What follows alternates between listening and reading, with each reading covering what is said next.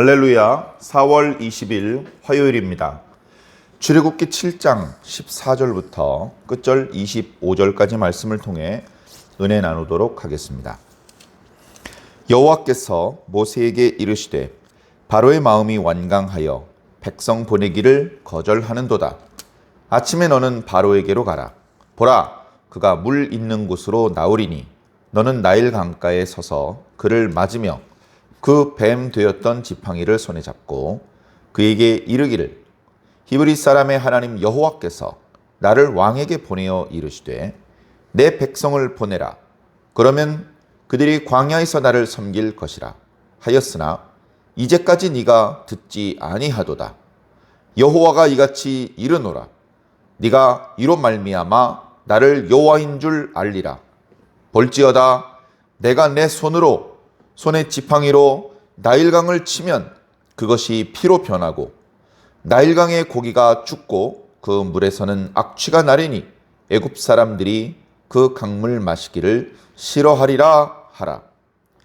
여호와께서 또 모세에게 이르시되 아론에게 명하기를 내 지팡이를 잡고 내 팔을 애굽의 물들과 강들과 운하와 못과 모든 호수 위에 내밀라 하라. 그것들이 피가 되리니 애굽 온 땅과 나무 그릇과 돌 그릇 안에 모두 피가 있으리라. 모세와 아론이 여호와께서 명령하신 대로 행하여 바로와 그의 신하의 목전에서 지팡이를 들어 나일강을 치니 그 물이 다 피로 변하고 나일강의 고기가 죽고 그 물에서는 악취가 나니 애굽 사람들이 나일강 물을 마시지 못하며 애굽 온 땅에는 피가 있으나 애굽 요술사들도 자기들의 요술로 그와 같이 행함으로 바로의 마음이 완악하여 그들의 말을 듣지 아니하니 여호와의 말씀과 같더라. 바로가 돌이켜 궁으로 들어가고 그 일에 관심을 가지지도 아니하였고 애굽 사람들은 나일 강물을 마실 수 없으므로 나일 강가를 두루 파서 마실 물을 구하였더라. 여호와께서 나일강을 치신 후 이레가 지나니라. 아멘. 자, 이제 하나님의 능력이 애굽 땅에 나타나기 시작합니다. 애굽에 내려진 하나님의 재앙이 10가지입니다. 10가지 기적 또는 10가지 재앙 이렇게 표현하기도 하는데요. 이 재앙에 앞서서 바로 앞에서 지팡이를 던져서 뱀이 되게 만들었던 기적이 있었죠. 그 기적은 물론 모든 애굽 사람들이 목격을 했던, 고통을 당하게 만들었던 그런 기적까지는 아니었습니다. 그러나 하나님의 위엄을 보여주셨고 바로의 술사들도 비슷한 그런 이적을 보였지만 그것은 그저 속임수였을 뿐이고 결국 하나님께서 당신의 권위를 보이기 위해서 하나님의 지팡이가 그들의 지팡이를 다 삼키게 그렇게 만드셨죠. 그렇게 지팡이가 뱀이 되는 기적이 10가지 기적 앞에 있었고 그 다음에 10가지 기적이 다 끝난 다음에 이스라엘 사람들이 드디어 애굽에서 나오게 됩니다. 애굽 사람들이 더 이상은 견딜 수가 없어서 항복 선언을 하고 너희들은 나가도 좋다. 뭐 남자들만 나가는 것도 아니고 며칠 있다 돌아와야 되는 것도 아니고 무조건 나가라. 다 나가라. 이렇게 해서 애굽에서 나오게 되는데 뒤늦게 후회하고 군대들을 보내죠. 포로는 필요 없으니까 다 죽여라. 그런 군대의 추격 소식을 듣고 처음에는 해방과 자유의 기쁨을 누리던 이스라엘 사람들이 큰 두려움과 공포에 휩싸이게 되었습니다. 그때 홍해가 갈라지는 기적을 하나님께서 보여주셨죠. 그래서 그 기적으로 이스라엘 백성들은 무사히 홍해를 건너가고 뒤쫓았던 애굽의 군병들은 그 병거들과 함께 다시 갈라졌던 홍해의 물이 합쳐짐으로 홍해에 빠져 죽게 되는 놀라운 기적이 또한 연출이 되었습니다. 이제 그 홍해의 기적과까지 합해서 12기적이다 이렇게 이름을 붙이기도 합니다. 자, 본격적으로 이스라엘을 구원하는 과정에서 하나님께서 애굽을 치시는 그 10가지 기적. 특징은 애굽 모든 국민들이 경험을 하고 고통을 당하게 되는 그런 기적인데요. 그 첫 번째가 물이 변하여 피가 되는 기적입니다. 오늘 말씀을 보면 이 기적이 전개되는 과정에서 먼저 하나님께서 모세와 아론에게 말씀하시는 장면이 나타납니다. 예. 이 지팡이가 변하여 뱀이 되는 기적도 작은 기적이 아닙니다. 뿐만 아니라 이 모세와 아론의 그 뱀이 된 지팡이가 그 술사들의 뱀들을 집어 삼켰는데 그럼에도 불구하고 바로가 마음을 완강하게 먹고 말을 듣지 않습니다. 썩 꺼져라 하면서 자리를 떠나버립니다. 하나님께서 미리 예고하시긴 하셨지만 바로는 아주 심하게 완강한 모습을 보이고 있습니다. 그래서 오늘 모세에게 말씀하실 때에도 역시 바로가 완강하게 구는구나, 말을 듣지 않는구나, 이제 내가 애굽 땅을 칠 것이다. 눈에 보이기에는 모세가 보이고 아론이 보이고 아론의 손에 들려있는 지팡이가 보입니다. 그래, 처음에는 무시했을 것입니다. 아이고, 저 히브리인들의 신은 저 지팡이의 신이구나.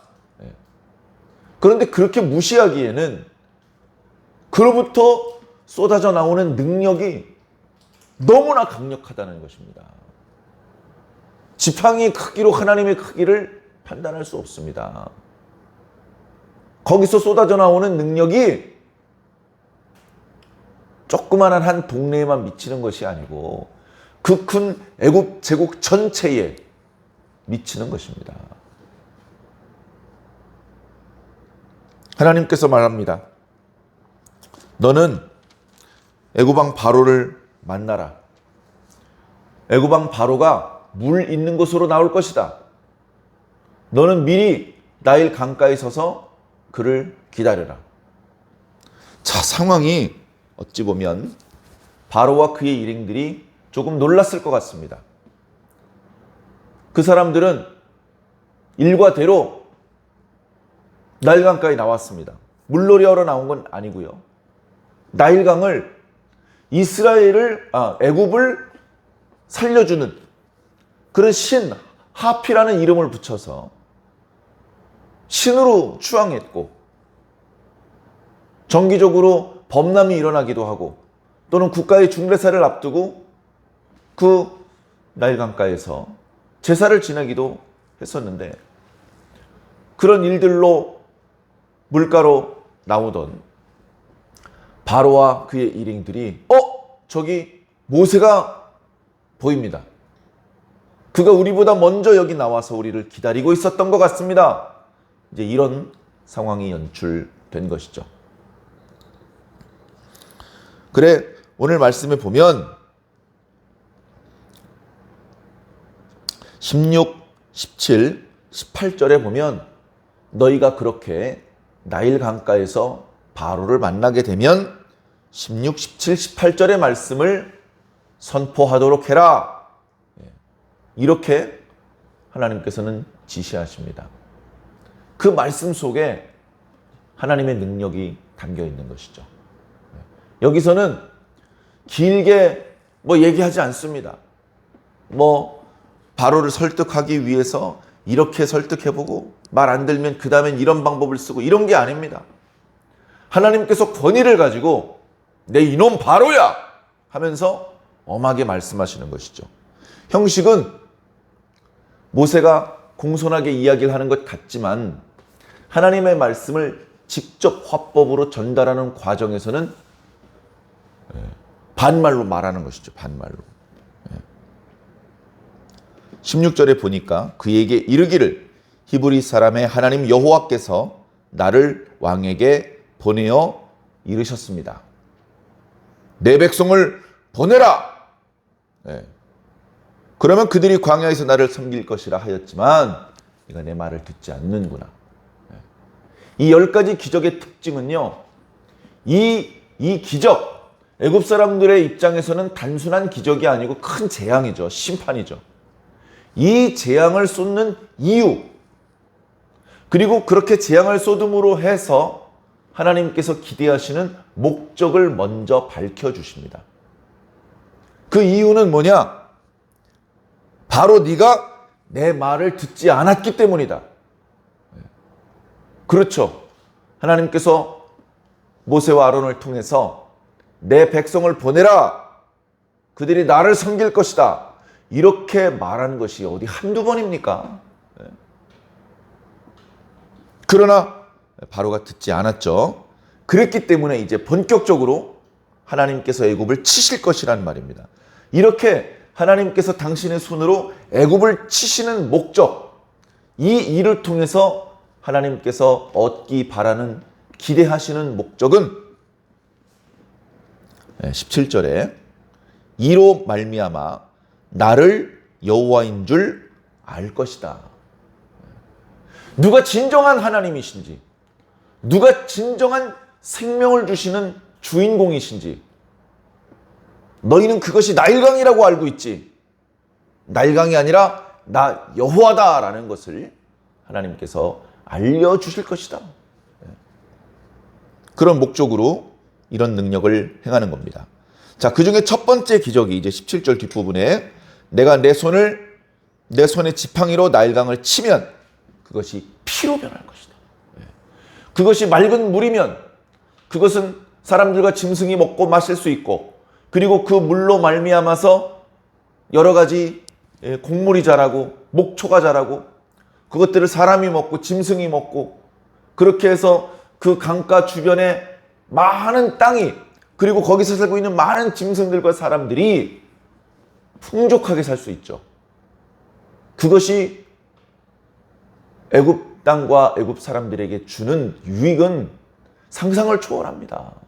돈으로 계산할 수 없는 무한정의 축복의 물이 끝없이 흘러내리는 겁니다. 비도 오지 않는데. 그런 나일강의 물이 이제 더 이상 그들에게 생명의 물이 아니고 죽음의 물로 바뀝니다. 피로 바뀌면 어떤 일이 벌어질 것이냐? 18절에 강에 살고 있는 고기들이 다 죽게 될 것이다. 강물을 의지해서 그 강물 속에서 살고 있던 생물들이 죽을 수밖에 없죠. 물이 아니고 피잖아요. 빨간색 물감 투른 게 아니고 정말 피로 바뀌면 악취가 나죠. 악취. 단순히 그것을 마시지 못할 뿐 아니라 그 냄새가 고약해서 못 견디는 겁니다. 그래서 애굽 사람들이 그 강물을 마시는 것을 싫어하게 될 것이다. 자, 이렇게 모세와 아론이 하나님의 말씀을 순종했습니다. 바로가 오기 전에 나일강가에 가서 기다리고 있다가 바로가 나오자 이렇게 얘기를 했습니다. 너 참 말 안 듣는구나.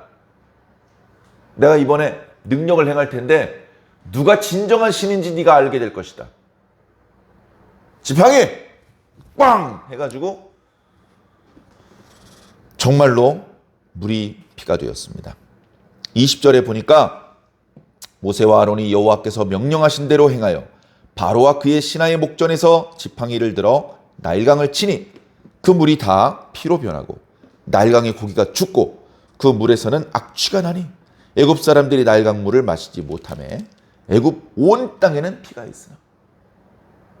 이게 참 무서운 겁니다. 뭐 특별한 어떤 지역에서만 피가 있다, 이게 아니고요. 저 상류 저 먼 곳으로부터 백날강, 청날강, 상류 저 높은 곳으로부터 지중해로 흘러가는 저 하류까지 그 큰 나일강 물이 피로 변했다. 뿐만 아니고 육지에 있는 운하들, 강물들, 연못, 심지어 사람들이 쓰는 나무 그릇, 돌 그릇 속에도 전에 분명히 물이었는데 피로 변했다. 피로. 뭔가 마셔야 되지 않습니까? 더운 지방 아닙니까? 비는 안 오고. 그래, 마지막 구절에 보니까 사람들이 마실 물을 뭔가 마셔야 되기 때문에 피를 마실 수는 없으니까 나일강가 근처에 땅을 팝니다. 거기서 스며 나오는 물이라도 마시려고. 애굽 온 땅에 모든 애굽 사람이 이 재앙의 고통을 겪고 있는 것이죠. 자, 그럼에도 불구하고 22절에 보니까 애굽의 술사들이 또 비슷한 기적을 보여줍니다. 저거 우리도 할 수 있습니다. 옆에 있는 물그릇에 있는 물을 무슨 주문을 외우더니 그게 피처럼 붉어져요. 그걸 또 바로가 봤습니다. 그걸 보면서 얘기를 하죠. 너희들이 지금 펼친 이 기적은 별것 아니구나. 우리 술사들도 얼마든지 할 수 있는 거구나.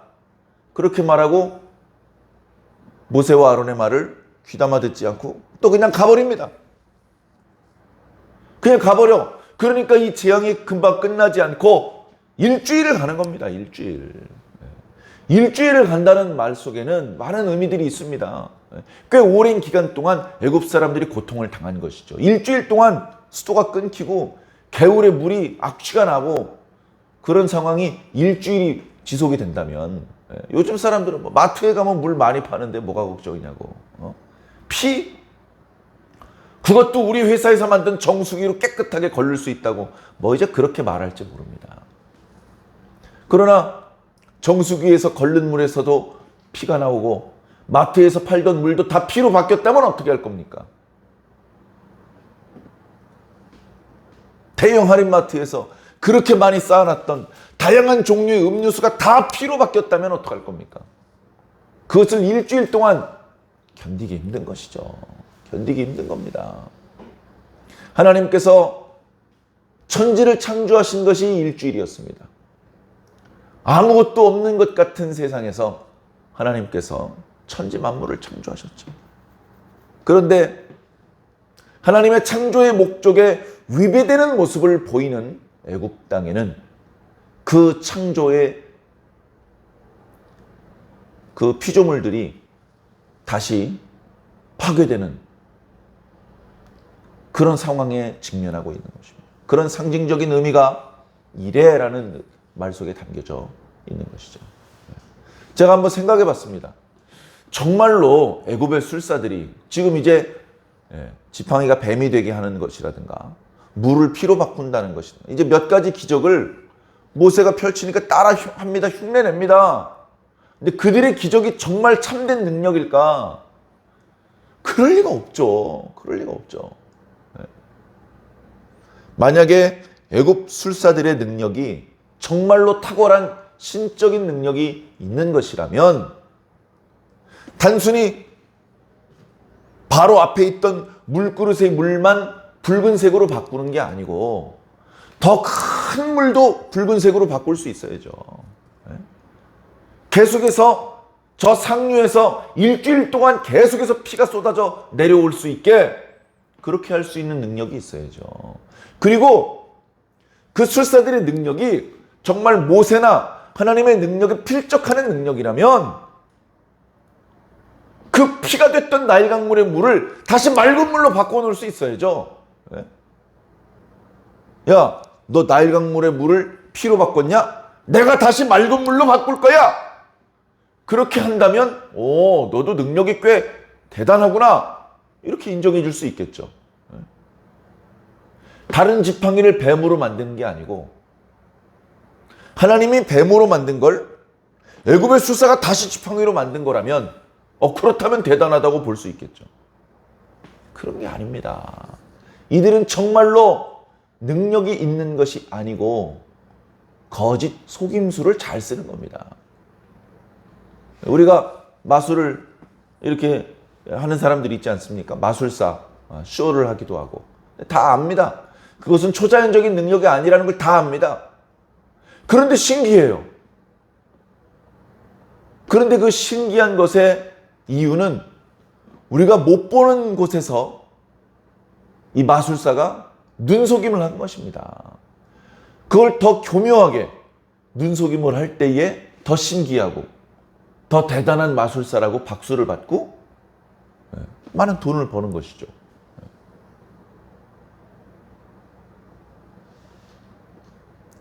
하나님의 능력은 눈속임이 아닙니다. 눈속임으로 나일강물의 물이 일주일씩이나 피가 돼가지고 흘러 쏟아져 내려옵니까? 네? 고여있는 물을 피로 만든 것도 아니고. 하나님의 능력입니다. 이런 능력이 이 세상을 향하여 계속해서 쏟아지고 있습니다. 과거에 이스라엘 백성들을 구원하기 위해서 이런 능력들이 나타났고, 또 마지막 때에 하나님의 백성들을 구원하기 위하여 또다시 능력들이 나타날 것입니다. 언제나 심판과 구원은 함께 나타납니다. 왜? 구원받아야 될 하나님의 백성을 세상이 놓아주지 않고 있기 때문에 하나님께서는 그 세상을 심판하셔서 제압하시고 당신의 백성을 얽매이고 있던 그 세상을 짓누르시고 당신의 백성들을 자유롭게 인도해 내시는 것이죠. 그래서 항상 심판과 구원은 함께 나타날 수밖에 없습니다. 하나님의 능력이 쏟아질 때 그것이 애굽 사람들에게는 심판으로 다가올 것이고 이스라엘 사람들에게는 구원으로 다가올 것입니다. 그 하나님의 능력이 또다시 이 세상을 강타하게 될 때에 그것이 우리들에게는 어떤 의미가 되겠습니까? 우리에게는 그 불가항력적인 막을 수 없는 그 능력의 손길이 심판의 손길이 아니라 구원의 손길로 다가오게 되시기를 주님 이름으로 간절히 축원합니다. 아멘.